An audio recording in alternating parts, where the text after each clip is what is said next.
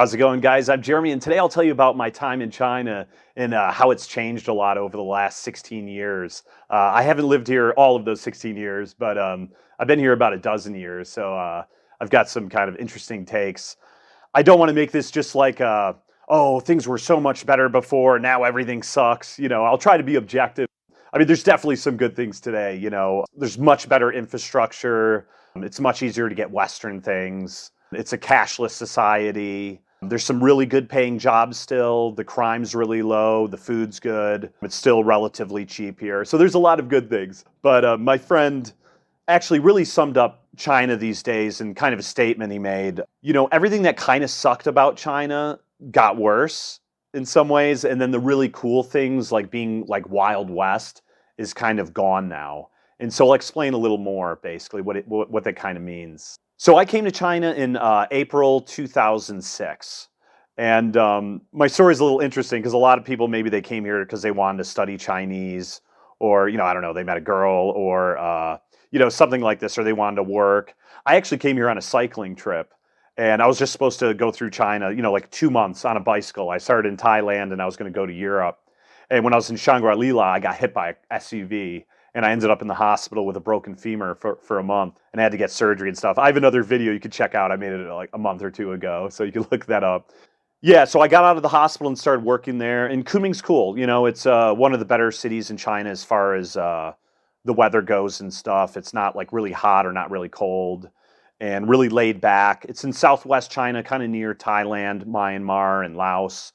So you kind of feel quite a bit different than like if you were up in like Beijing or East China. Quite a lot different. Much more undeveloped too, which is a little bit annoying in terms of like there's more spitting and beeping and kind of some negative things. But it was cool at that time. China in 2006, 2007, that time, super friendly to foreigners. I mean, they still are today, but much, much more. I mean, they really looked up to foreigners, like I guess you could say white people or foreigners in general. Like you'd go into places, everyone would buy you drinks and be really nice. It was super cheap then.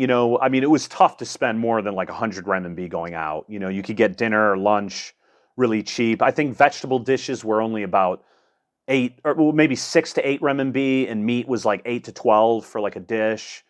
And I mean, you could get noodles for like 2 renminbi at that time, so really cheap. And the drinks were also cheap. When you'd go out, you would get like, drinks were only 8 to 12 renminbi for like the large beers. So you'd only need, a few of those, and you were pretty set. Unless you were in a club or something like that. Clubs, even back then, were pretty expensive. And it's still kind of like that. You'd have to buy like a dozen beers at once, and they'd have a high price, and they'd bring them over. And of course, the beers were warm. You still get that in China today, actually. That's always been like that, where they have like warm beers. But of course, you got paid less, too. So I think some of my first jobs were only about 60 to 70 renminbi. And then later, maybe it was about 100 or so. But yeah, much less than what you're getting today is like, maybe 300 an hour. It was super easy to get jobs, and it still is easy to get jobs, but the regulations in general in China were much less. So, I mean, if you're just a foreigner, you have a white face or you're just any kind of foreigner, you get any job teaching English anywhere. They didn't have really any requirements at that time. Or maybe on paper they did, like they said you needed TOEFL or you needed a degree, but really it was pretty easy to get jobs at most places.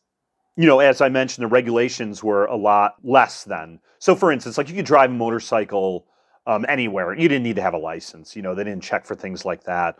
I don't think you could go right in the center of Kunming. But over the years, like for instance, they've restricted like motorized bikes in cities. They pretty much have banned that within almost all cities in China. So that's been one pretty big change. And that also changed the motorcycle culture too of foreigners in China, because it used to be, I mean, we get like, I did a couple trips, like around the time when I got to Chengdu, like 6 years ago, we get a dozen of us to go out for a few days. There was a big motorcycle community in a lot of these places, and they really got really strict with anyone living in a city. You'd need a special license plate. And then they started enforcing, you'd have to have your motorcycle license, which I'm not against that. It's just that it's not real easy to do. You'd have to have one from your home country, which is reasonable enough. But then you'd have to, go and take the 100-question test and do a few different things. I mean, in all honesty, it's not really that difficult. It's just, it would be nice, like, for instance, they have an international driving license that you could use in any country. Like, if Chinese go to America or New Zealand or many countries, you could just show you have an international driver's license, which is really easy to get.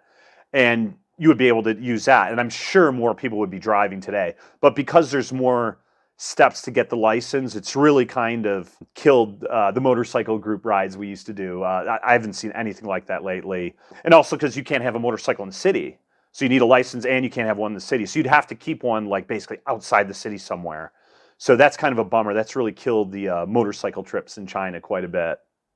Some other kind of funny things in Kunming, you'd see in the countryside and stuff these hair salons that were like with pink lights everywhere, and that those were prostitution places that they under the guise of like a hair salon. And they'd also have topless KTV. Like I went to a KTV once, and the girls didn't have shirts on and stuff like that. So it was much more wild in like that way. Not that I'm into that kind of thing, but the prostitution stuff was much more open. You'd see women like definitely out more in certain areas, like in Chengdu, down by like the river, by some hotels.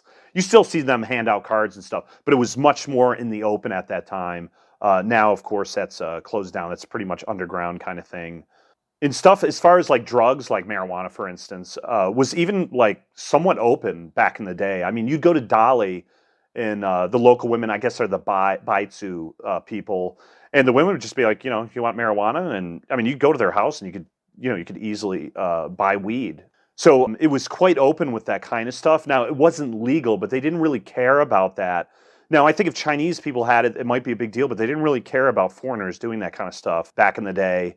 Now, it was the same in Chengdu. I came here the first time, I think 2011, is I did a bike trip all around Sichuan, and I went into some place, and the guy even had a business card and was selling like, pieces to smoke weed and selling weed.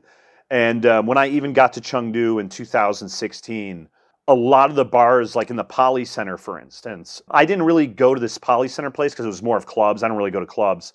But people were like doing like nitrous balloons and smoking pot.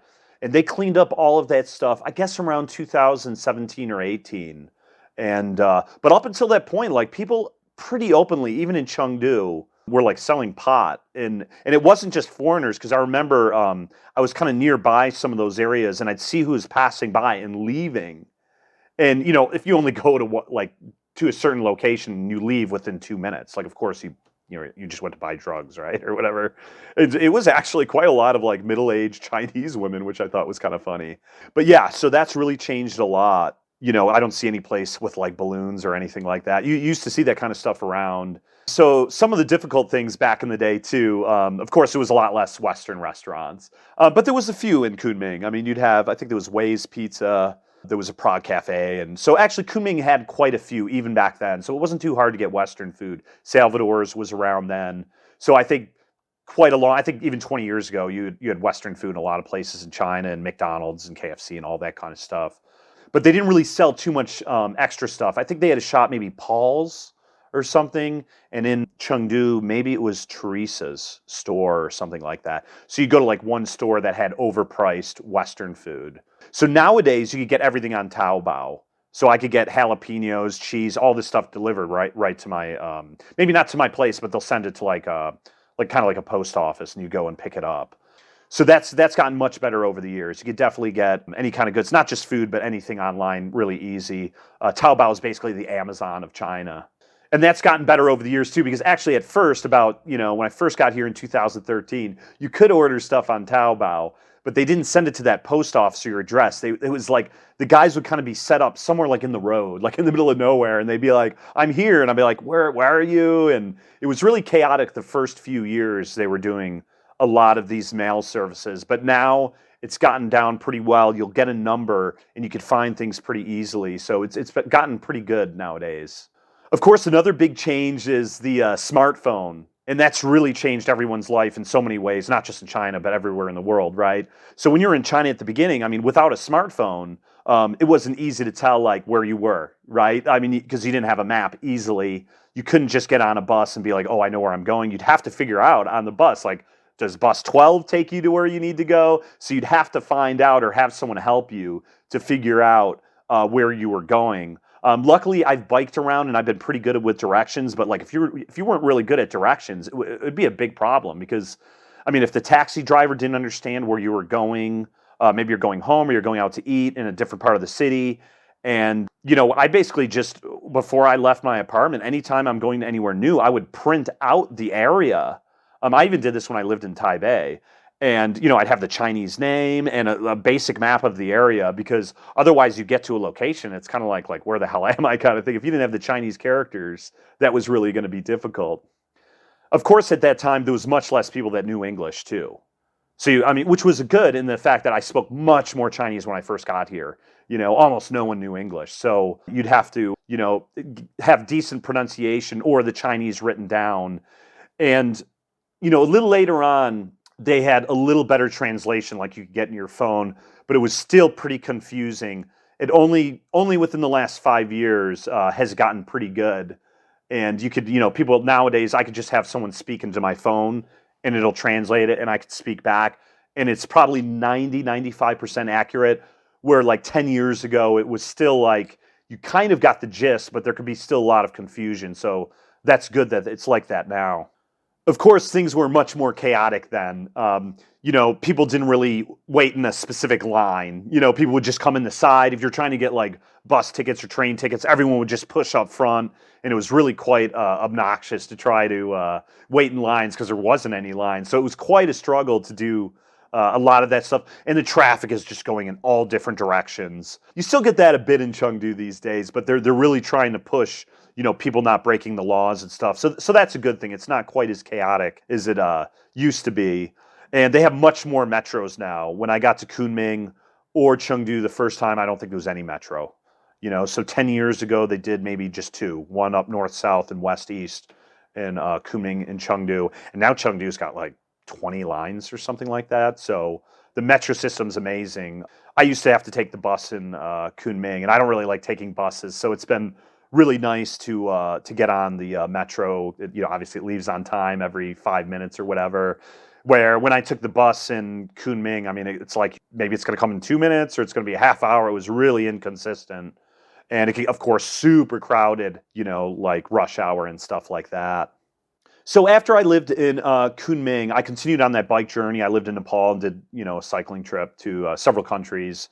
And then I ended up moving to Taipei, and I taught the first year, and then I went to grad school there, studying basically Chinese culture and politics and stuff like that. And so it was interesting. It was a great time. I think I'll do another video about my experience in Taiwan because it is quite different. But it was a great experience. I think some of the big things is like, I remember even coming back on a plane from the States, and I remember feeling like I was going home, And I've never felt like that in China. I've always felt definitely like a visitor and a foreigner. It's been great here, and people are friendly, and it's safe, and so many things are great. But you never feel like you could really be a part of things here as much. And of course, things in Taipei were much more open. The internet's open. We talked about anything in grad school. So when I came back here to Chongqing in 2013, it was quite a drastic shift. And it was really tough for me to appreciate it, not just then, but really, gosh, I'm almost here, 8, 9 years later. And it's really been tough to appreciate, the fact that it's not as open here as I hoped it would be. So when I got to Chongqing in 2013, China definitely had a much different feel.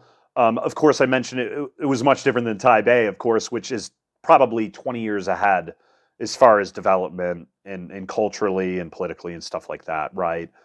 And so I started working there at Chongqing University, and it was funny because I remember meeting a couple American guys who had already been in Chongqing like 10 years, and they had been at that job at least 2 or 3 years or something like that.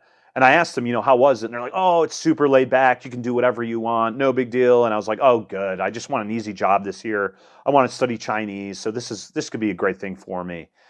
And as soon as we started, they made it super complicated. They hired a really big group. So maybe there was a dozen of us. I mean, not real big, but maybe before they only had like 3 or 4 teachers. Now they're going to get like 15 or 20. And then they had like different bosses kind of not in charge of us. And then we did all these meetings. And they were trying to like reinvent the wheel. And we were really only seeing these students like once every 2 weeks. And so I was like, I mean, what, you can't really make a big strategy. You're only seeing them for like an hour and a half once every 2 weeks, like 30 students. That was kind of obnoxious. And I didn't really like that year too much. I mean, we were about almost an hour from downtown too. There was a metro down that way at least. It took about 45 minutes or a 45-minute taxi ride down to like Jiefang Bay or some of the other areas I used to hang out in.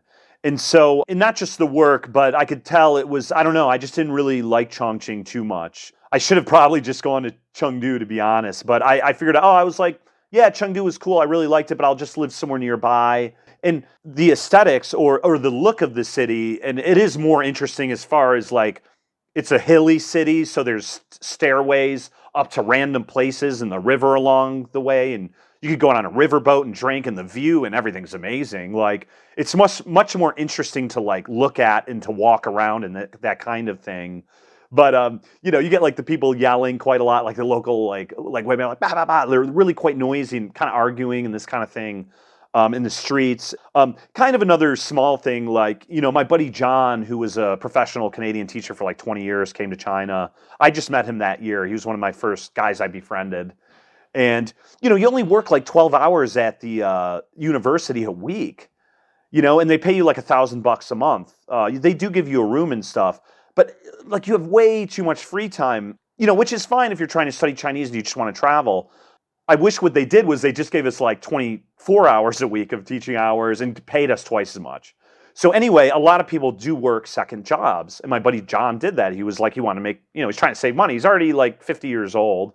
And so he wanted to, make more money. And everyone liked him. And Chongqing's the kind of place where there's not that many foreigners. So, he could get tons of jobs. He's really outgoing. And so he was working some jobs. He was only in Chongqing a few months. And I remember it was around January because it was around Chinese New Year. And the training school he worked at got raided. And he went to jail. And he should have did 30 days. But he only did 5 days because he paid, I think, 20,000 renminbi. His girlfriend at the time bailed him out, and they actually got married. And that he probably wouldn't have if she didn't help him out in that way. So kind of, an odd situation. Like, I mean, is it really that big of a deal? A guy's got a visa to work, to teach, but he did a side job. You're really going to put him in jail for that? And so, I don't think that would have happened in Kunming a few years before. And, I even think about this time, like recently, just in the last few months, and I was like, I wonder why that year that school was trying to reinvent the wheel and why they seemed all stressed to make it perfect and make all these fun. Like they seemed really nervous, and they sent kind of a nervous feeling throughout all of us, to like try to make this school like, such an amazing university and this kind of thing, which it is the number one in that area. And the thing is that the president today, Xi Jinping, he actually took office that year basically, or the year before. And there was a huge political scandal the year before in Chongqing. The mayor there, basically, Bo Xilai, and his wife got involved with an issue of a British guy, basically over real estate, like in France or something like that. He was demanding a lot of money, like millions of dollars. She ended up poisoning and killing him. And so that put everything on the radar. The vice mayor at that time actually went to the Chengdu consulate, kind of like for amnesty, because he was afraid, because he was trying to say what happened. And of course, the mayor, Bo Xilai, was going to protect his wife, and this guy was going to spill the beans. And so it was a big, big scandal. And of course, she ended up going to jail. And then this uncovered his financial records and things, and they found out he was taking bribes and stuff like that. And it's rumored, I don't know the truth of this, that he was a very charismatic guy, I guess, he possibly was the biggest rival to Xi Jinping.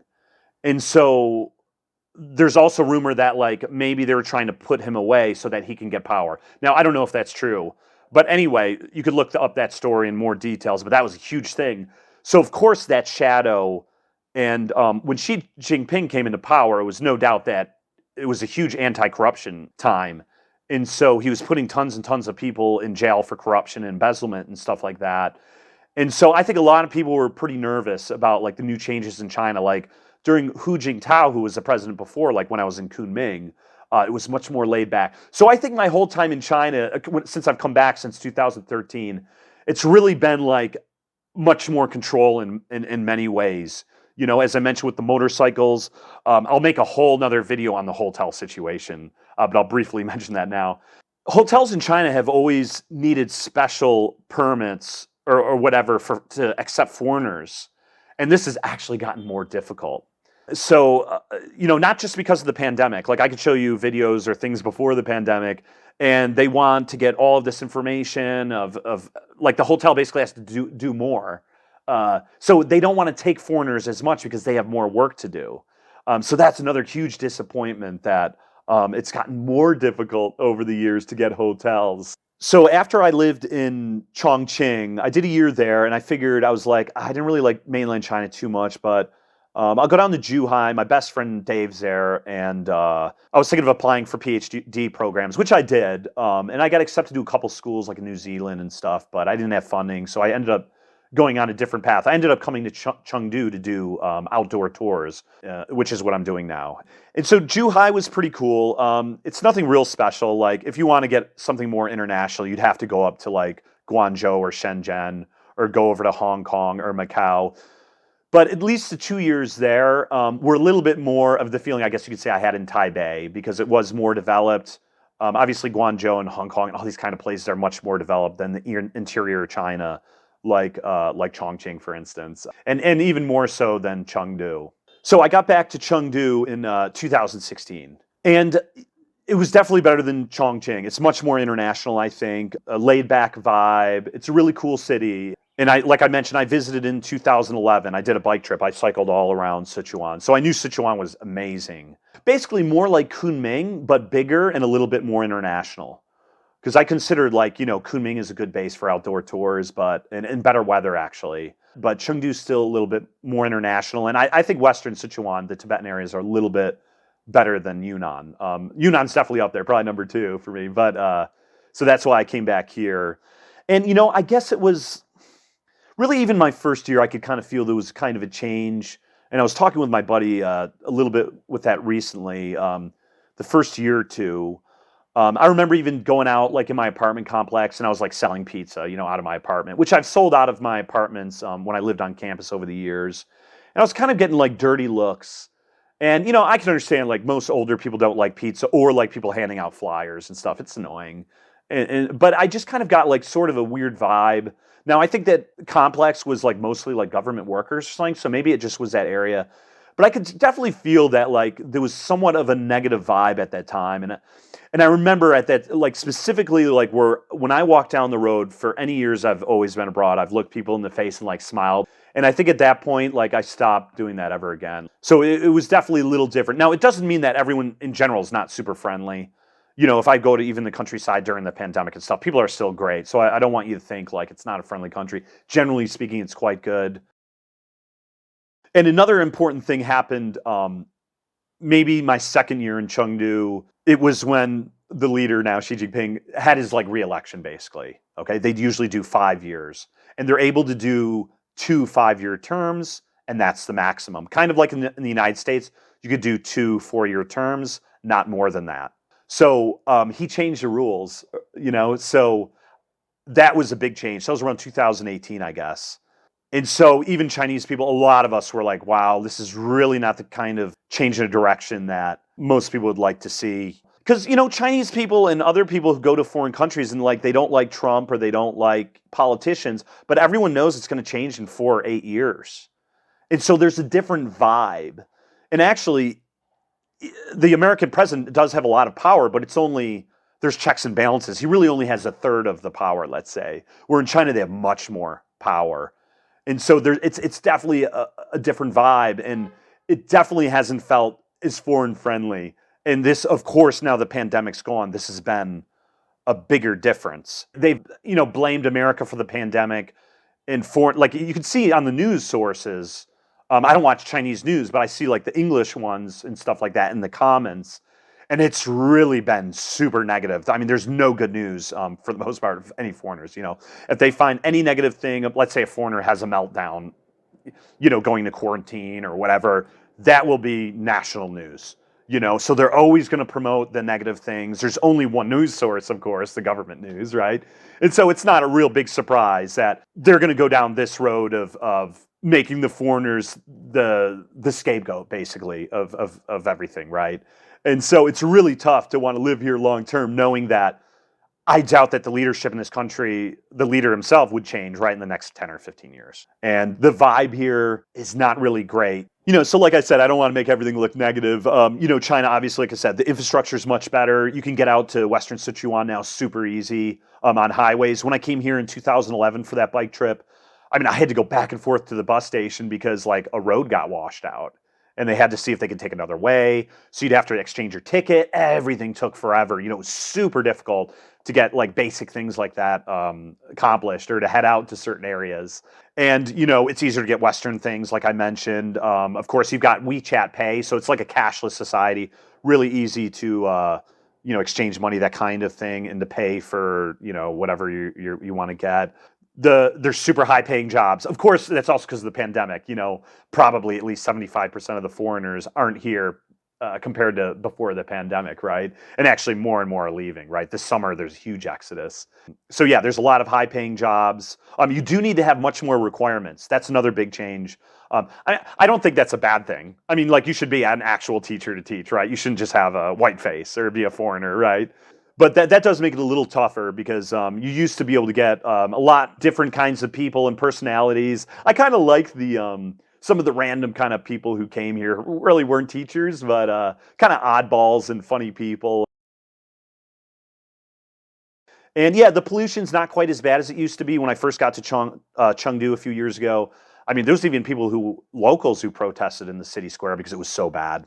And so they moved a lot of the like maybe oil refineries and other factories further out into the countryside or whatever and changed a lot of the regulations. So it still does get bad in the winter here, but that's not quite as bad as it used to be.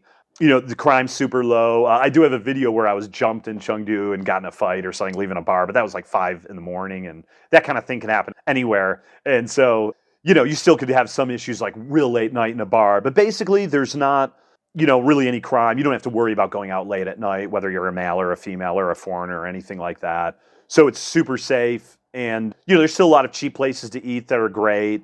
Some of the drinking places, some of the bars have a lot of these craft beers now, which are like $7, $8, $9, $10. So that's gotten a little bit of more expensive. So I don't like go out all the time anyway, but you still can spend quite a bit like you'd spend maybe in a Western country as far as that goes. But you can still find a lot of cheap stuff still. And hotels are still pretty cheap when you can find the right ones. Sometimes that's a challenge, as I mentioned. It is, easier to get stuff done online. Besides getting goods, you can get some of the bus tickets, I think, and train tickets and all that stuff online. So it is getting easier in some ways. You used to always have to go to the train station in advance, for instance, especially if you're a foreigner, because you can't input like your name into the system and whatnot. So things have gotten better in that way. As I mentioned, it's not quite as Wild West as it used to be. So by that, it's like you go out to a lot of places now. They're trying to make everywhere into like a national park. So I'd go somewhere one year and it's like wild hiking, and now it's like a national park, and they don't let you hike or camp or swim, and so a lot of those Wild West areas are done. People are definitely not going to like, oh wow, you're a foreigner, I'm going to buy you drinks and all this stuff. I mean, you do still get that in clubs, and it still does happen, but it's definitely not as friendly in that aspect. In general, people are still friendly, but I mean, I've had one situation where people told me like to leave a bar. They're like, get out, like, go home or something like that. And I think he was referring to not go home, like go back to your hotel. I had another friend that was actually punched right in the face in a gym, by a Chinese guy. He had to pay him money and stuff. So it's definitely not as friendly as it used to be. The rhetoric on the news must be so bad. And most Chinese are honest. They tell me, they're like, yeah, it's true. Like, especially if you're American, it's not good. So, they say that there's this Asian hate and negative things to Asian people in America and Europe and other Western countries. I mean, there's definitely that animosity here for sure. I think it's less open. Like you're less likely maybe to hear about it or to get like punched or something like that. But the sentiment's definitely here. And it'll also affect things like your visas and things because they're not renewing. A lot of the people who have been doing business here for years and a lot of the people, who are on certain visas aren't getting renewed. And actually, Chinese people, they're not renewing their passports either. So a lot of foreigners have been forced to leave in the last year. So that's really tragic that they would, prevent people with long-standing businesses from getting visas, which I was actually going to get do all this stuff with my visa last year. I'm glad I didn't. But I have other problems. This company's not paying me back. You could check a video I did on that. They owe me about 80,000 renminbi, and I haven't got that money. They said it would be no problem to get that money back, and so far I haven't gotten it. It's April, so we'll see. They said maybe June, so we'll see. So other ways China has gotten worse, like banking. Banking was always hard, to set up an account. I mean, it's luckily one of those things you only do one time, but it's even harder nowadays. Like I tried to close my one bank account so I could open another one. So I actually had to go to Zhuhai to open up another account here through like the ABC Bank, and they said I needed 16 signatures from my school I was working at. Like I guess everyone from the janitor to the CEO of the company needed to get, I needed a signature from. So stuff like that's a lot harder. And as I mentioned, the hotels are harder. The hotels were always a big problem in China. That's harder. The visa stuff, generally speaking, you need more requirements. And like I said, they're canceling visas and stuff like that much more nowadays and more strict. So yeah, it's a lot of those things are definitely more difficult to, obviously start a business and stuff like that. And you're going to face other obstacles. Like I said, they're not even renewing the visas. So why would you even start a business here if you're not going to get a visa after 1 year, right? So as I mentioned, when I first got here, foreigners were like gods. They really looked up to you, and actually, people got away with too much. The foreigners really abused that kind of thing, in my opinion. So I don't blame this all on like Chinese propaganda or something in the last few years. I remember, guys do dumb stuff that you should never do in any country, like you know. People invite you over their table for drinks, and like the foreign dudes are getting all the girls' number right away, right? And like I would never do that in America. Like go up to a table where, especially and sometimes the guys weren't even invited. They go over to the table, get all the girls' number in front of the other guys. It's a quick way to get a broken nose, And so the guys would do this kind of shit, just take advantage of that kind of thing. And I think that that's one of many things that people resented. I remember around the time I left Kunming, there were like a couple stabbings, a couple foreigners got killed or stabbed, this kind of stuff. So yeah, foreigners took advantage of that high status. They just take any job. They'd have a lot of shitty behavior, just act like drunk idiots. And so I can understand them not wanting any foreigner here. They wanted a little bit more professional class, which I can understand. But as it is now today, definitely, I can't say they don't look up to foreigners. They still do, especially if they actually are legitimately, high achieving, like an academic or a scientist or a big inventor, like these kind or a big businessman, these kinds of things they actually still look up to. But your average kind of person, they do just assume you're kind of like a low class English teacher. They definitely don't look up to us like anything like 2006. If anything, they look down upon us these days, I would say. No, not everyone, but that's definitely how it goes these days, much more. And I know because I could see all the comments. You could translate when any foreign kind of thing, they're like, oh, they're just all foreign trash. They're all a bunch of losers. This and don't get me wrong, a lot of people who do come here, you could say that it's fair enough to an extent. But to say that everyone is a loser or trash and hundreds of negative comments, it's a little bit of a bummer.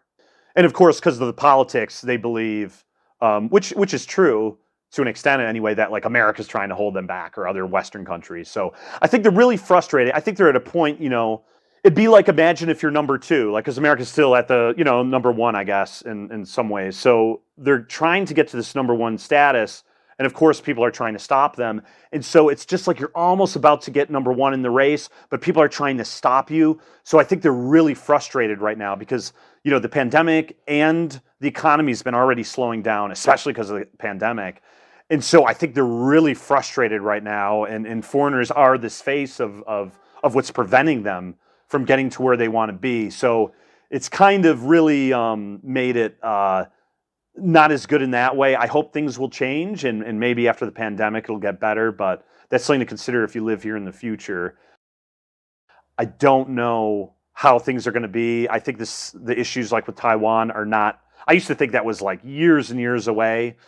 It's possible it could happen much sooner than later. So that's just something else to think about, and what people would react to foreigners in this situation.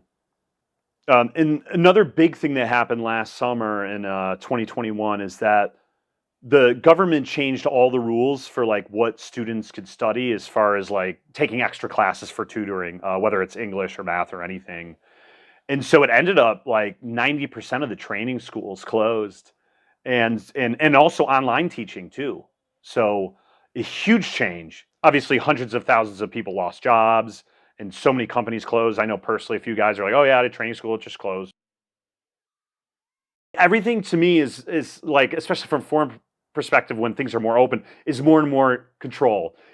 Even online, in 2006, 7, there wasn't really restrictions on the internet, and it's just been getting more and more difficult. Even the VPNs I have don't work that well. It's just been harder and harder to do stuff, and more control over everything. Like they need to know. Like they already have my info for the hotel, for instance. If they just put in my passport number, they could see it all. I know because I've been to a police station and you could see my name and where I live and all this stuff. But they'll have to get all of the information again, and it's just like, where are you going? What are you doing? And where are you going today? And all this kind of stuff. And it's not just a pandemic. It was like that before, where they had to check up and all these things. But yeah, everything is just more in control. Other things like they used to not care about registering with the police. Whenever you get into China, you're supposed to register, especially when you get a new apartment. You have to do it once a year, and whenever you get a new visa, they never gave a shit about that stuff. Now these people will call my landlord, beforehand or whatever. And even when I've already done it on my own, they'll still call them. They're like, "Oh, did he come here?" And they're always checking this stuff. They never checked this stuff before. It's reasonable. Like I don't mind, but it's much more difficult in that way. And of course, as I mentioned, the motorcycle stuff, if that's not up to tip-top shape and all the paperwork's good, you'll lose your motorcycle. And even people who have ridden motorcycles without a license, not just that they'll take it, you could get 5 days in jail. I know one guy that went to jail for that. And not just my one buddy went to jail for teaching English at another place. I have another guy. You can look up his story. Maybe I'll put a link below. And his name's Doug. He's an American, maybe 25 or something. And he was on a student visa, and he was teaching at a high school, like history or science or something, actually. And he did 30 days in jail and deported. So it's just not, everything's more strict. Like, I mean, big deal about someone teaching English. Is it really that big of a deal? Oh, as far as the music scene goes, if you're playing music and you don't have a permit, they could come in and shut you down. You could get in trouble for that too. So that's the thing that's been happening over the years. They'll also, if you're leaving a club, or for some musicians, they'll just come in and give everyone a urine test. And obviously, if you piss for like marijuana or whatever drug, you'll get kicked out right away. So I know that's happened quite a few times. There was some famous group out of Kunming a few years ago where they drug tested them, they were busted, and then they raided their apartment. And then I don't even know if they're still in jail or what happened, but some like reggae band or something like that. So yeah, it's strict, man, in every sense of the way. It's just more and more control, and all this stuff now going on in Shanghai with the COVID and restrictions. Even though that this strain of COVID, the Omicron's not that serious, they still have to. It's about control, and so it's not just about health. It's not to say that maybe it's the best thing for China. I don't know. Maybe it's the perfect thing. Maybe it's the right way to go. And I know that everyone here seems to like, the leadership and everything. Great. But as a foreigner, I'm not really into it too much. It was cool when it was kind of wild China a bit and a little bit more open and friendly, and it's changed quite a bit. It's unfortunate, but it's what it is. And will it ever be the way it was again? I don't think so. I think the next few years, once the pandemic's over, there'll be another kind of small golden period. Like they'll have a lot of new people come in for studying and teaching. And then, like I said, the political issues will just get tougher. And it's not like the president or the leadership is going to become some big liberal guy and open. And I mean, that's not going to happen until the big changes and stuff are decades away, really. So I'm just happy I saw one of the coolest times in China when it was, probably from the 90s to 2000s, were the best. And up until, maybe like 2015 or something, it was really cool. So anyway, I think I've covered quite a bit in this video. And so I'd still encourage people to come to China. It's a great place, a lot of amazing places to travel and see. There's good jobs and stuff. So I know it's closed right now as of 2022, but maybe in 2023 or 2024, it'll get a little bit easier. So like and subscribe, and I'll see you guys next time. Cheers.